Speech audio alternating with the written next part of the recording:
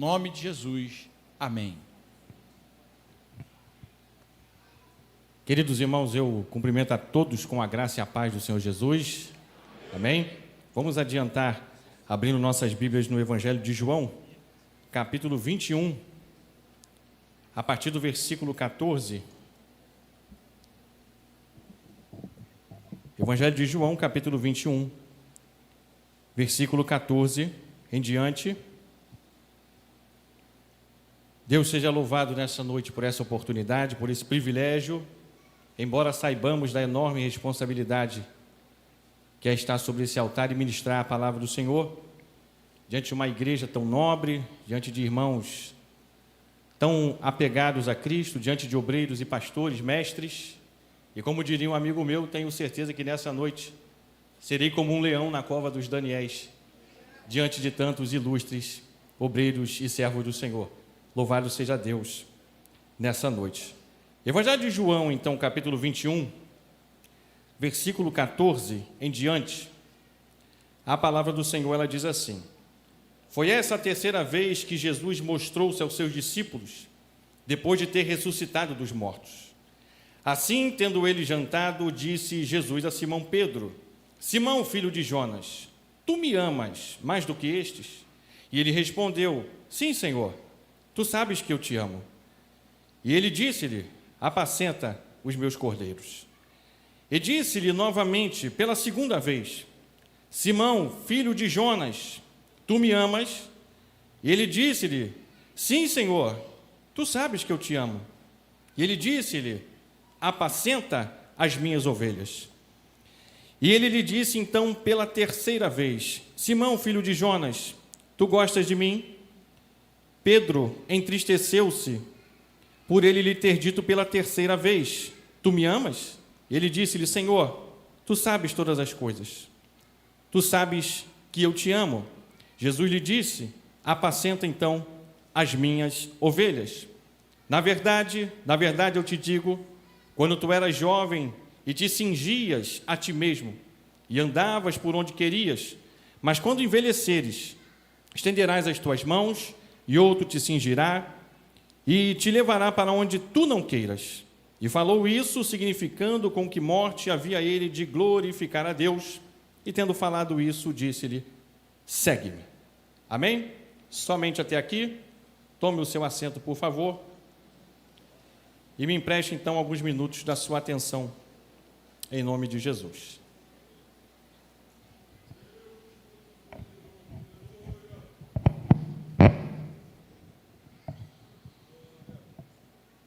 Glórias a Deus.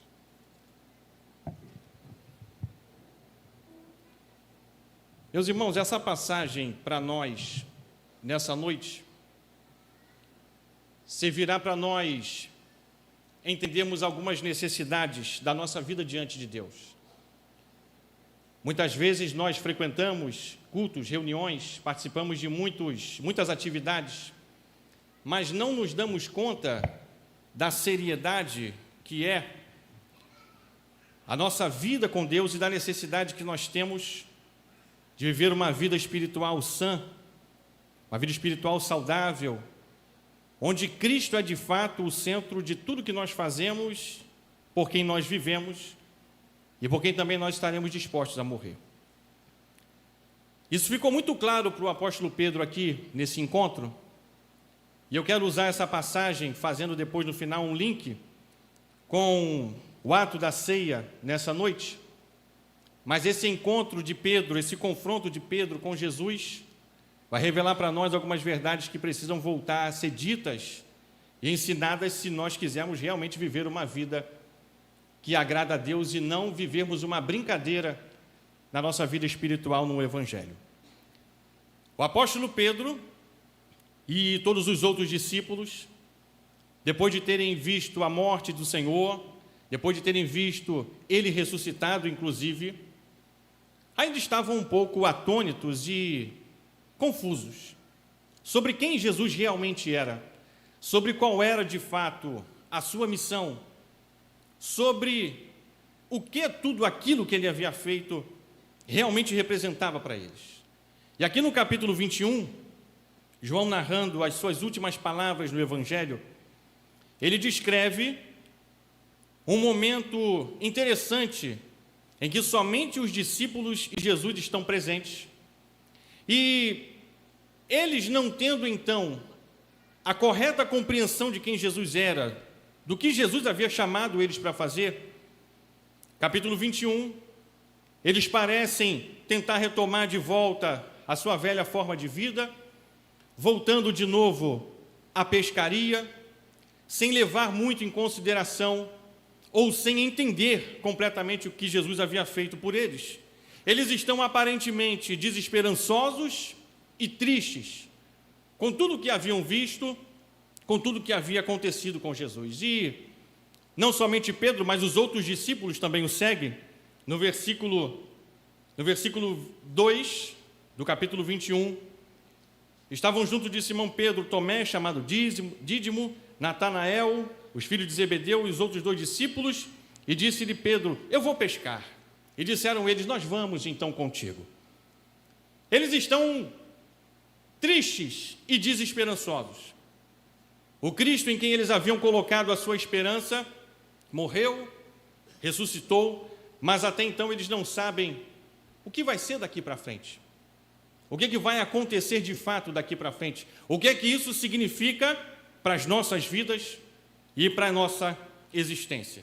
Mas quando eles vão pescar então, tentando voltar a esse antigo estilo de vida, eles pescam e o versículo 3, no finalzinho, diz que eles saíram e entraram no barco, mas naquela noite eles não pegaram nada. O resultado de fazer a própria vontade, em vez daquilo que o Senhor manda, é exatamente esse. Não pegaram nada naquela noite. Mas então, de modo inesperado, alguém aparece para falar com eles na beira da praia. E no versículo 5, Jesus lhes disse: filhos, tende aqui algum alimento? Eles responderam-lhe: não, nós não temos nada. Mas ele lhes diz no versículo 6, lancem a rede ao lado direito do barco e vocês vão achar. Lançaram, portanto, e não eram capazes de puxar a rede por causa da quantidade de peixes. Quando eles permitiram que o Senhor determinasse o que deveriam fazer, então eles pescam abundantemente. Fazer a própria vontade resulta em nada, fazer a vontade de Deus resulta em uma pesca abundante. Isso deveria ser uma coisa lógica e nem precisava ser dito e repetido nessa noite.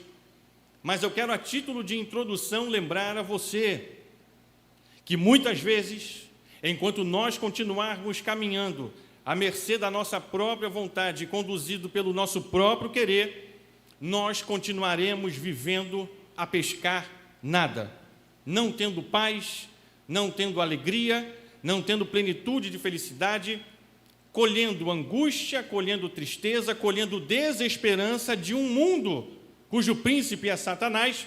Mas quando nós ouvirmos a voz daquele que diz: faz o que eu estou te mandando, lança a rede do lado direito, então a pesca vai ser abundante e o negócio vai começar a mudar de figura.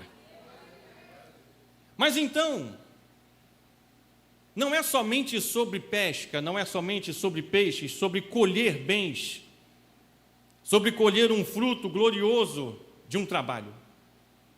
É sobre o estar face a face com Jesus, é sobre estar de frente com o Mestre e ser tocado e transformado por Ele de uma maneira como nunca mais as coisas voltarão a ser. E Jesus, sabendo dessa necessidade, Ele vai falar diretamente com Pedro, e a partir do versículo 14 nós lemos então um cenário e um episódio muito interessante. Jesus inquirindo a Pedro, não para que ele, Jesus, conhecesse a intenção do coração do seu discípulo, mas para que o próprio Pedro entendesse quem ele era e no que ele ainda precisava ser transformado. Jesus dirá a ele o que vai dizer, mas não para que ele soubesse ou extraísse de Pedro alguma informação que ele não conhecia, mas para que o próprio Pedro soubesse quem ele era e que ele precisava confessar com os seus lábios quem ele de fato era para o Senhor que estava diante dele. Por isso, assim como Pedro havia negado Jesus 3 vezes, Jesus pergunta para ele 3 vezes uma questão crucial. Pedro, tu me amas mais do que estes me amam? E por que esse tipo de pergunta? Por que perguntar de maneira tão incisiva e de maneira tão clara e de maneira inconfundível uma pergunta na frente de todo mundo? Será que Jesus quer envergonhar Pedro diante dos discípulos, dos seus irmãos? Será que Jesus quer fazer com que Pedro se sinta de alguma forma envergonhado e humilhado?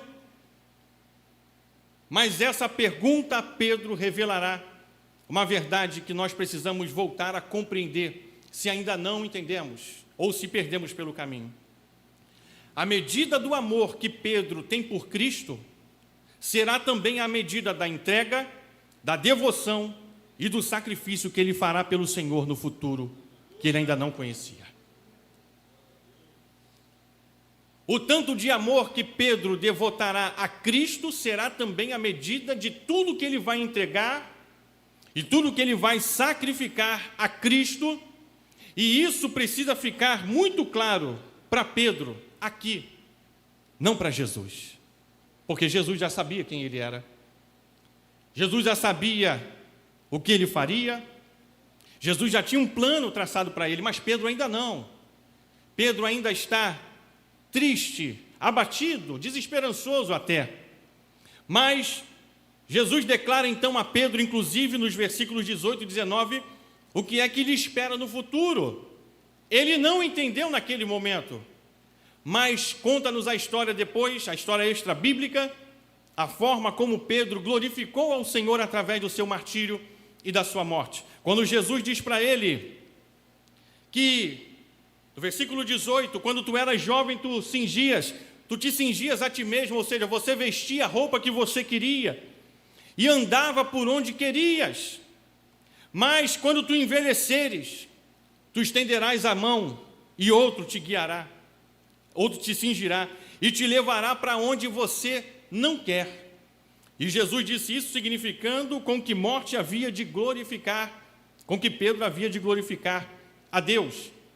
E de fato, o apóstolo Pedro, ele glorificou a Cristo, morrendo uma morte em que, por ordem do imperador Nero, por volta do ano 64, 65 depois de Cristo, o imperador Nero decretou a pena capital para o apóstolo Pedro, e o tipo de morte que ele sofreu foi uma morte por crucificação.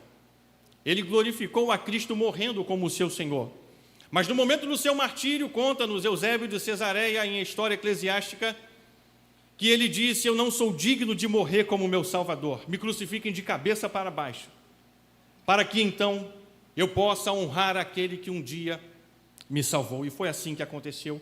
Mas não sem antes, conta-nos também a história que Pedro viu a sua própria esposa, Pedro era casado e tinha também filhos, ok?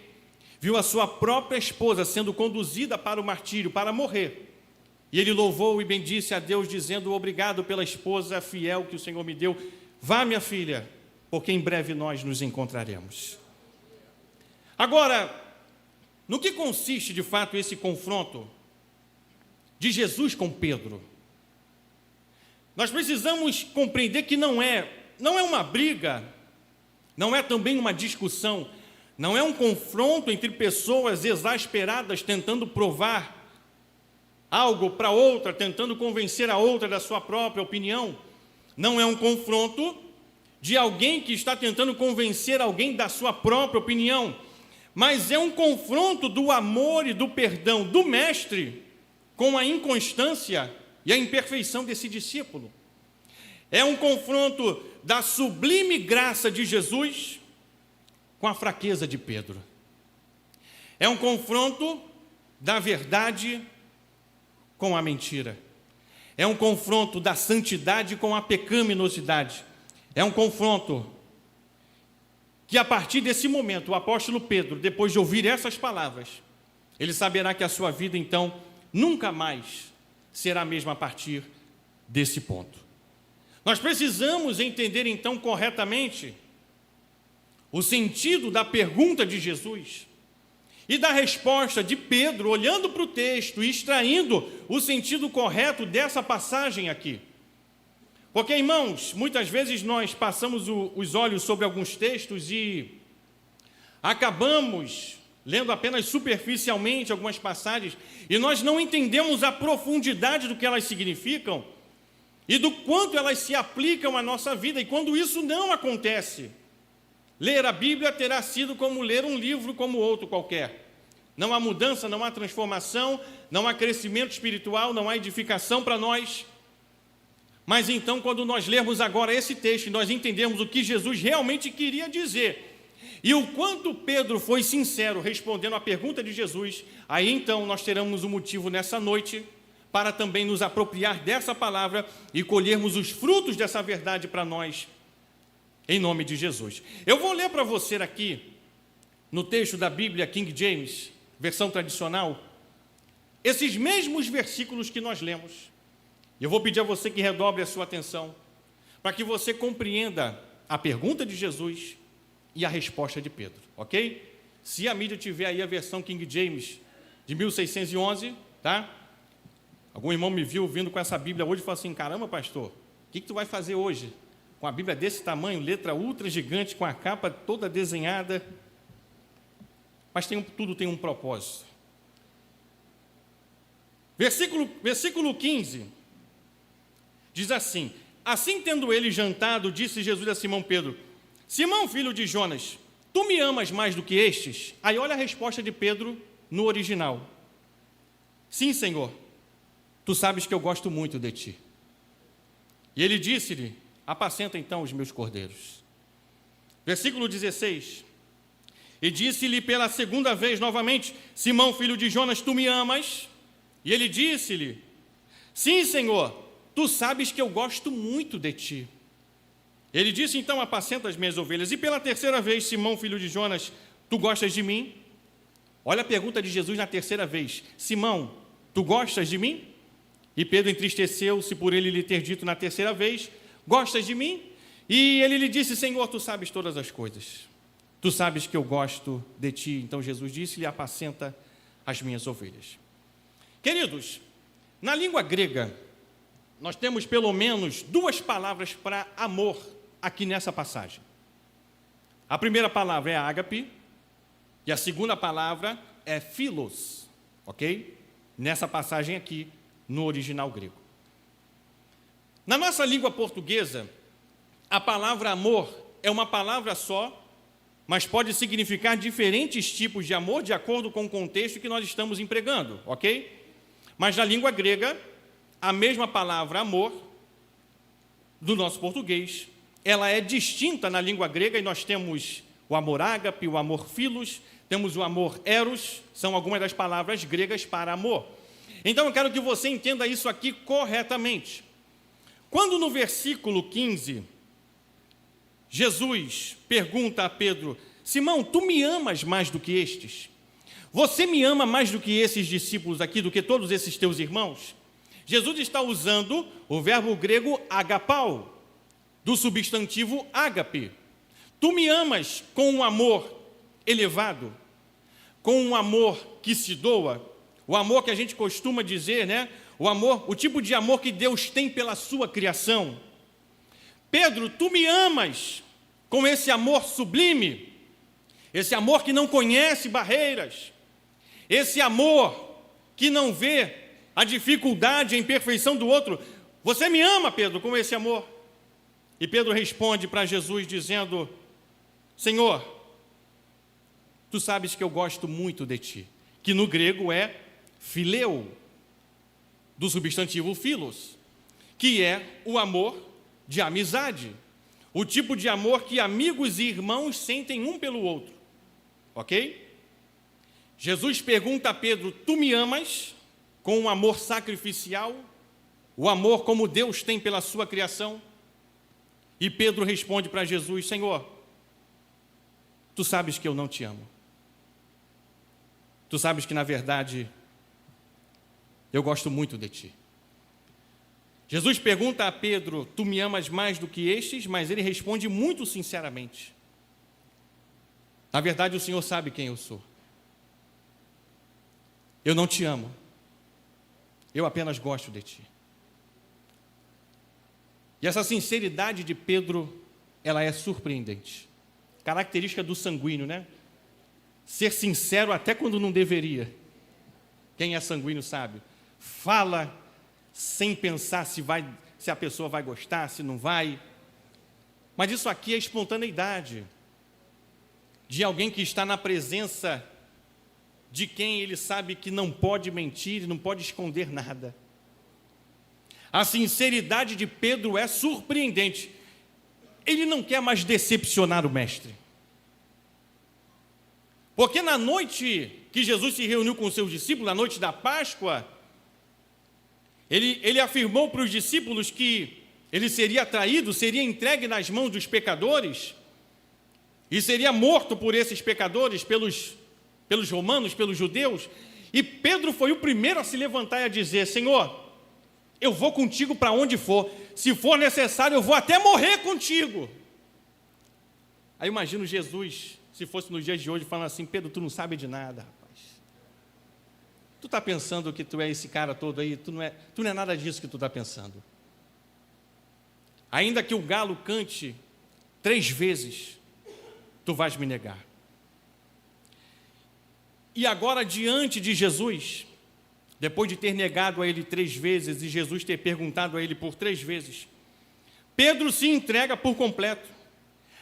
Ele se entrega para o Senhor, ao Senhor, revelando quem ele realmente era e quais eram os seus reais sentimentos em relação a Jesus. E nessa terceira pergunta, no versículo 17, Jesus atesta de vez a sinceridade de Pedro, perguntando: Simão, tu gostas de mim? Jesus perguntou nas 2 primeiras vezes: tu me amas? Agapau, com amor sacrificial. E depois da resposta de Pedro, dizendo-lhe: Senhor, tu sabes que eu gosto de ti. Na terceira pergunta, no versículo 17, Jesus então usa a mesma resposta de Pedro: Pedro, tu gostas então de mim? E Pedro se entristeceu por ter lhe perguntado pela terceira vez, e ele responde: Senhor, tu sabes de todas as coisas. Tu sabes que dessa vez, como eu deveria ter feito da primeira vez, tu sabes que eu apenas gosto de ti. Pedro não amava Jesus a ponto de morrer por ele, como havia dito anteriormente. Ele apenas gostava de Jesus. E isso ficou muito claro na sua atitude de renegar o Senhor na noite da traição, quando perguntaram a ele: você também é galileu? Eu o vi andando com ele, e ele disse: não, eu nem conheço esse homem. E por 3 vezes ele nega o Senhor.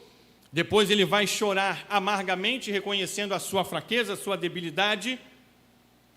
Mas esse confronto aqui será um ponto de virada na vida de Pedro. Esses dias, quem está acompanhando a internet e as notícias aí, estão ouvindo falar do turning point, né?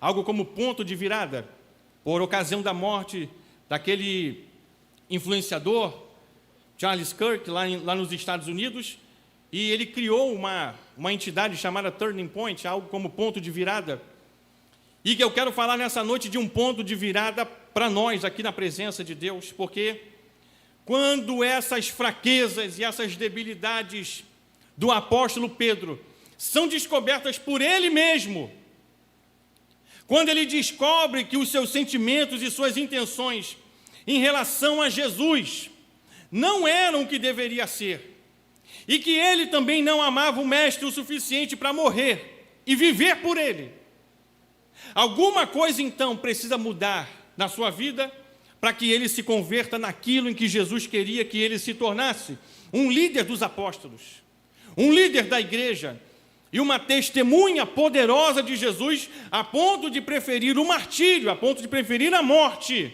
do que negar o seu Salvador. Esse encontro entre Jesus e Pedro promoverá a Pedro um autoconhecimento que ele ainda não tinha a seu próprio respeito. Talvez Pedro, por ser sanguíneo, é alguém que age muito impulsivamente e não havia parado para ter um particular, um a sós, até que Jesus o encontra nesse dia para mostrar para ele que tudo aquilo que ele pensava a respeito de Jesus não era nada daquilo que ele imaginava. As coisas não eram como ele dizia que era. Quem sabia de toda a verdade era Jesus. Quem sabia de tudo a respeito de Pedro era o Mestre. E isso fica muito claro para Pedro a partir desse momento. E é esse o tipo de encontro que mudou a vida de Pedro, que precisa também mudar as nossas vidas para sempre.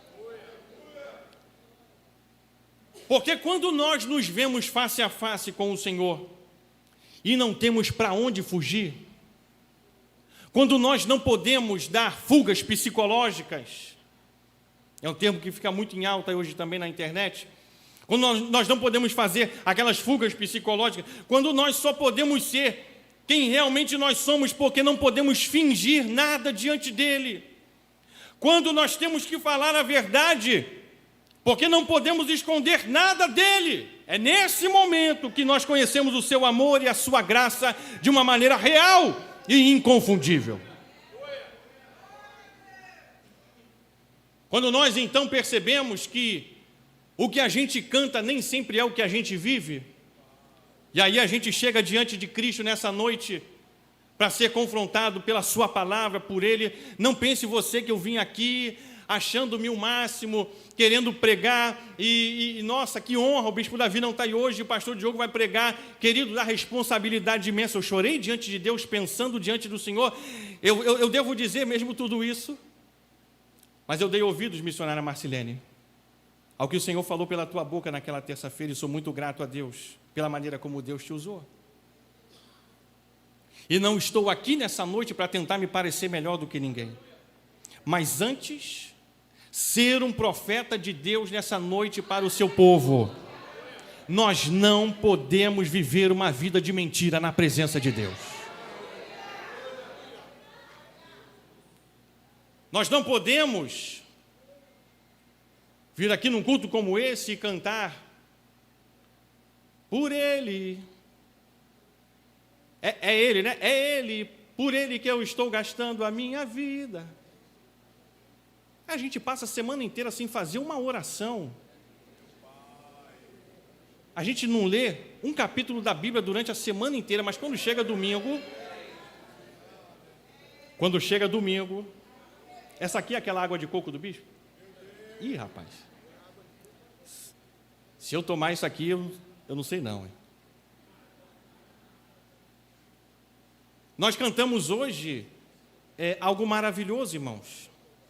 E falou muito de entrega, o irmão que estava ministrando aqui, usado por Deus, falando de uma entrega necessária e profunda que nós precisamos ter ao Senhor, especialmente num culto como esse, mas não só hoje, porque hoje é culto de ceia, amém? Todos nós estamos aqui felizes da vida por tudo que vamos fazer diante de Deus, mas a nossa vida com Deus, ela é uma dinâmica que acontece todos os dias, o tempo inteiro. O culto não começa quando nós chegamos na igreja, porque afinal de contas a nossa vida inteira, durante todo o tempo que nós vivemos, é um sacrifício agradável, ou pelo menos precisa ser um sacrifício agradável diante de Deus.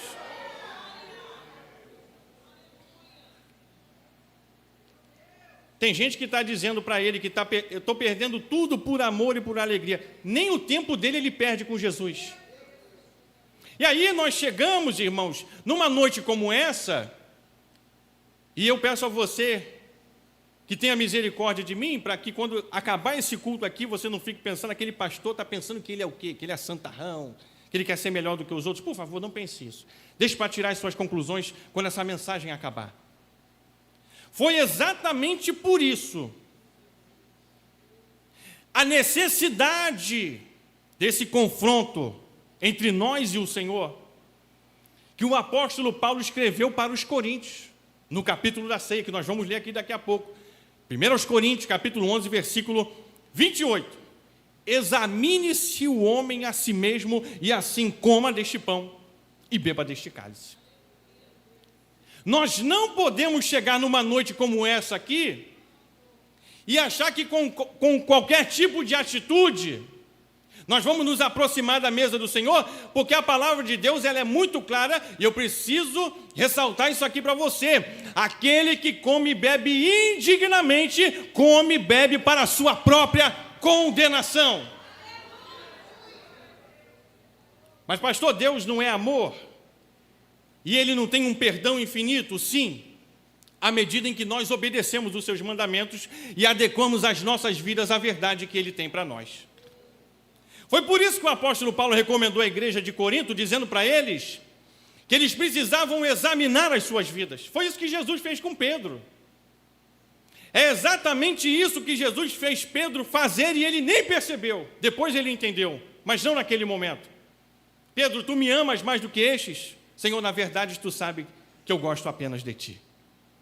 Foi quando o apóstolo Paulo, então, recomendando aos coríntios e dizendo a eles que eles precisam parar tudo o que eles estão fazendo antes de entrar no ato, nesse ato tão sagrado, nesse ato tão sublime, que é o participar do corpo e do sangue do Senhor. Antes de praticar esse ato, pensem muito bem no que vocês estão fazendo, examinem-se a si mesmo, e assim comam deste pão e beba deste cálice. Examinar, do grego dokimazo, que significa verificar se uma coisa é genuína ou não. Julgar valioso, reconhecer como valioso após um exame bem acurado. É isso que significa examinar-se a si mesmo. Julgar a si mesmo. E observar se as intenções, se os sentimentos são os sentimentos e as intenções corretos diante de Deus. Examinar e observar se tem aí uma correlação entre o que eu falo e o que eu vivo.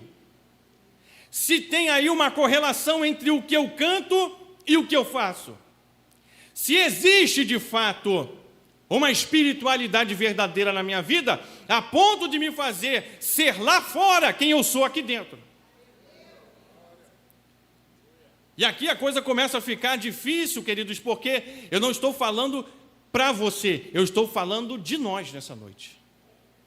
Como um pastor, como alguém preocupado com uma eternidade e uma bem-aventurança que somente Deus tem para nos dar, e que nós não podemos alcançá-la, a menos que nos entreguemos por completo a Cristo. Eu estou preocupado nessa noite que uma grande parte das pessoas que estão aqui neste santuário, neste recinto, possam estar aqui, mas sem conhecer ao Deus a quem cantam, a quem oram e a quem dizem devotar a sua fé.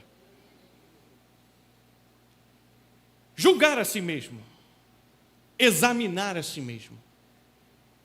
Naqueles tempos do Novo Testamento, o apóstolo Paulo usa essa figura do exame para ilustrar para os coríntios o que eles realmente precisavam fazer.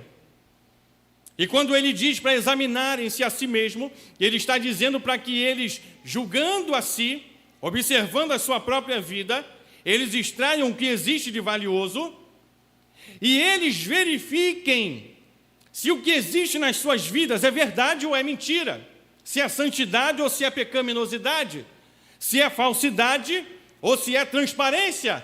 E por que isso, pastor? Porque naqueles tempos do Novo Testamento, quando um vendedor, ele recebia o pagamento pela sua compra por meio de uma moeda, geralmente algumas moedas, como as de prata, moedas de ouro, moedas de cobre, eram utilizadas naquele tempo.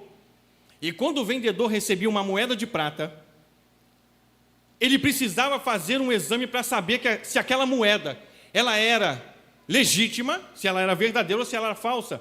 Porque já naquele tempo, não tinha carioca lá, mas naquele tempo já tinha gente enrolando os outros, dando uma moeda de chumbo no lugar de uma moeda de prata. Rio de Janeiro acontece de tudo, você sabe disso. Eu vi esses dias e fiquei assustado.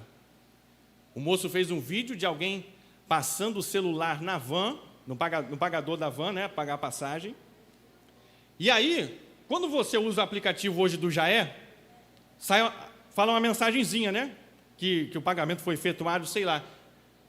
O pessoal estava fazendo, sabe o quê, irmão? Colocando um áudio com aquela resposta. Encostava no aparelho da van, colocava um áudio, e o motorista está de costa, não está vendo, achou que a passagem foi paga, mas na verdade foi o áudio que saiu lá dizendo a sua passagem foi paga. Assim, coisa desse tipo, irmão. Essa aí É a parte mais tranquila do Rio de Janeiro, para quem não sabe. Mas já naquele tempo, tinha gente tentando dar dinheiro falso, moeda falsa, em lugar da moeda verdadeira. Aí sabe o que é que o vendedor fazia? Ele fazia um exame daquela moeda. Como, pastor? Ele tinha uma pedra de mármore, ele pegava aquela moeda que ele recebeu e ele lançava aquela moeda sobre a pedra de mármore. Dependendo do som que aquele metal fazia, do tilintar daquele metal na pedra, ele sabia se a pedra, se a moeda era de prata ou se a moeda era de chumbo. E aí, quando ele ouvia o barulho, lançava, pegava a moeda e lançava de novo para confirmar. E dependendo do barulho que a moeda fazia ao bater na pedra de mármore, ele então sabia se aquela moeda era de fato de prata ou então se ela era pesada e era de chumbo. Hoje, Deus está nos atirando, nos lançando contra a sagrada pedra de mármore, que é a sua palavra nessa noite. E dependendo da reação que nós tivermos, nós saberemos, nós e ele, se nós somos valiosos e verdadeiros na nossa fé, ou se nós somos falsos e infiéis no nosso amor por Jesus nessa noite.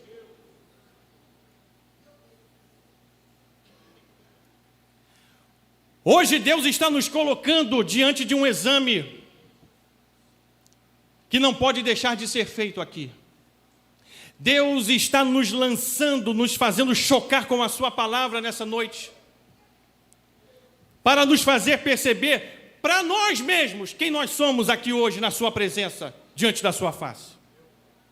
Não para que ninguém nos julgue, não para que ninguém saiba, porque na hora em que nós nos colocarmos diante de Deus em oração aqui, nós precisaremos fazer isso com a maior sinceridade do mundo, porque senão nós corremos o risco de atrair sobre as nossas vidas maldições que são trazidas por portas de acesso abertas ao diabo por causa do pecado da falsidade que nós carregamos diante do Senhor. E aqui, queridos, precisa acontecer um turning point, um ponto de virada nessa noite.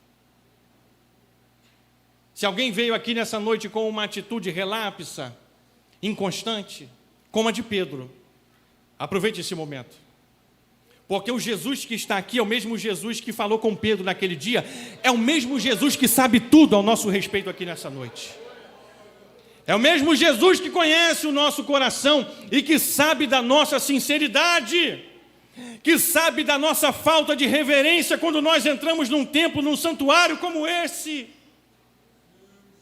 É o Jesus cujos olhos são como chamas de fogo, diante de quem nós não podemos esconder nada, inclusive os mais ínfimos pensamentos que nós produzimos e que são prejudiciais à nossa vida espiritual. Ele também sabe nessa noite. Ele também sabe que nós passamos a semana inteira, irmãos, vivendo como se Deus não existisse, mas nós chegamos aqui, diante da mesa do Senhor, e vamos participar de um momento em que eu preciso ficar bem com Deus. Deus vai levar em consideração o meu coração. Deus conhece o meu coração. Isso não assusta você? O fato de que Ele te conheça por inteiro e por completo não assusta você? Pois deveria nessa noite.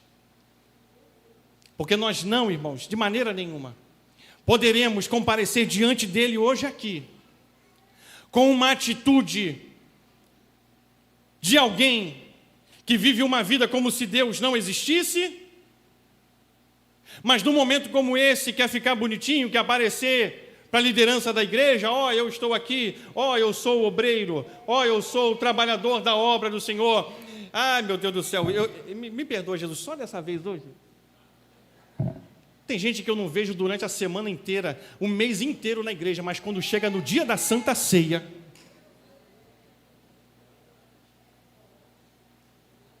sem fugas psicológicas nessa noite. Aqui não tem para onde correr, irmão. É igual o massacre da Serra Elétrica, a porta está fechada. Aqui vai sobrar para todo mundo hoje nessa noite. Já começou sobrando para o pregador, porque eu chorei diante de Deus pensando, Se eu falar isso para a igreja, nunca mais o bispo Davi vai querer que eu pregue no culto. Na minha igreja, Senhor, tem misericórdia de mim. Falsidade, mentira e engano são características de vida de quem não conhece a Deus. No reino de Deus é verdade, é justiça, é fidelidade, é transparência, é relação entre o que se fala e o que se vive. Porque fora isso, nós estamos vivendo como se fôssemos um impenitente, um pecador, um ímpio mundano que não conhece Jesus. Mas essa noite aqui, a mesma pergunta que Jesus fez a Pedro, Ele está nos fazendo hoje. E se eu fosse você, seria o mais sincero possível na hora de responder ao Senhor. Você realmente me ama? E esse amor é o amor ágape. Você está realmente disposto a sacrificar tudo que você tem por mim? Eu estou disposto a morrer pelo Senhor. A gente fala isso porque a gente não encontrou a morte ainda, né? Que a gente fala aqui, eu quero, breve verei o bom Jesus. Nós cantamos aqui, breve verei o bom Jesus. Se a gente sair daqui hoje, irmão, se deparar com a morte, eu tenho certeza que tem gente que vai até esquecer que teve na igreja hoje. Mas a morte é o único caminho de nós nos encontrarmos com o Senhor. Embora eu creia piamente que o arrebatamento pode nos levar antes que a morte ela chegue. Mas fora isso, a iminência da morte põe em xeque a nossa fé. Mas muito mais do que estar disposto a morrer por Jesus, nós precisamos estar dispostos a viver por Ele e para a glória dEle. E com isso, quando nós formos confrontados com o Senhor aqui nessa noite, e Jesus virá até nós para verificar qual é a real intenção do nosso coração, se a nossa atitude ao estar aqui é a atitude correta, de reverência, de temor, sabendo do que está acontecendo aqui, uma atitude piedosa de alguém que vem a um lugar como esse, numa noite como essa, com o coração quebrantado e contrito, reconhecendo toda a sua miséria, toda a sua falibilidade, reconhecendo toda a sua mediocridade, as suas debilidades diante de Deus, e reconhecendo que nessa noite, assim como foi com Pedro, nós também precisamos desse poder restaurador, que nos tira do nosso lugar de conforto, da nossa condição de crentes fracos e superficiais, para nos levar a uma vida poderosa e profunda diante de Deus. E se nesta noite o Senhor está aqui, e eu creio que Ele está, e se a sua palavra é verdade no nosso meio hoje, nós não temos outra coisa a fazer aqui, a não ser conformar as nossas vidas com essa verdade. Chega de uma vida cristã mentirosa. Chega de ser um obreiro inconstante, relapso, com quem nem Deus e nem a liderança da igreja pode contar com quase nada. Chega de ser um crente estúpido, que se acha melhor do que os outros só porque prega um pouquinho, canta um pouquinho, dirige um pouquinho, e tem algum dom ou talento que se sobressai. Não há nenhum crédito aqui para nós. Não há nenhum reconhecimento aqui para nós. O que eu estou ganhando fazendo e dizendo tudo que eu estou falando aqui hoje, queridos? A não ser atraindo sobre a minha vida um monte de olhares atravessados, e eu disse para você no início, quem você pensa que você é para dizer tudo isso? Eu sou apenas uma voz que clama hoje aqui. Mas eu sei que por causa daqueles que Jesus realmente ama, você, nós estamos aqui nesta noite para ouvir tudo isso que o Senhor tem falado conosco, para nós sairmos daqui nessa noite transformados. Essa foi a oração do Bispo André no início. A tua palavra precisa nos transformar nessa noite. Isso aqui não é uma novela, não é um conto da carochinha, não é um conto de fadas. Isso aqui é vida real, isso aqui é confronto com Cristo. Saia daqui nessa noite cheio da presença dEle, transformado pelo poder dEle e disposto a servi-lo e a viver uma vida que glorifica o seu nome. E eu agradeço, bispo, a oportunidade, em nome de Jesus. Aleluia.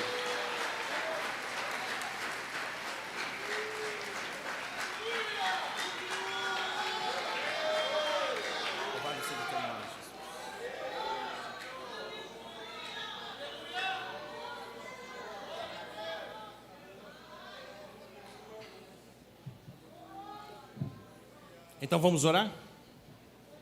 Vamos ficar de pé?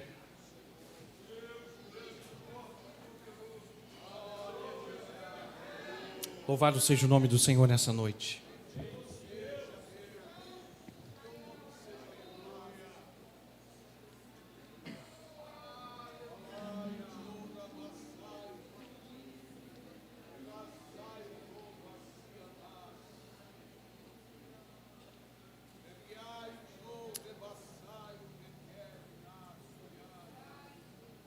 Louvado seja Deus. Queridos, muito me preocupa a mim como pastor e como pregador que muitos de nós deem mais atenção a vozes que não vêm de Deus e vão pautando a sua vida, o seu viver, o seu dia a dia com padrões e valores que não são os padrões e os valores da palavra de Deus.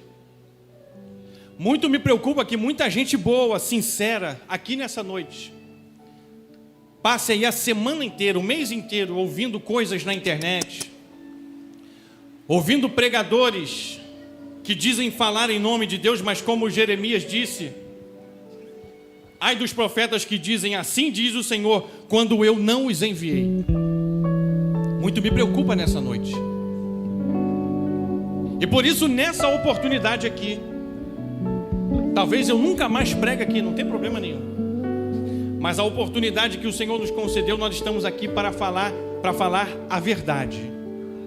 Para que haja transparência entre nós e o Senhor. E para que você cresça na sua fé. Para que você cresça na qualidade de vida que você tem hoje com Deus. E para que você saia de uma vida cristã superficial, uma vida cristã medíocre, e passe a viver uma vida cristã poderosa, onde entre você e Jesus está tudo certo, está tudo bem. Eu sei quem eu sou, eu sei para o que Ele me chamou, e nessa noite Deus está nos dando mais uma oportunidade de nós consertarmos aquilo que estava fora do lugar. E não interessa se você frequenta a igreja, se você já está na igreja há muito tempo. O importante nessa noite é consertar aquilo que estava fora do seu lugar. Nós vamos fazer uma oração.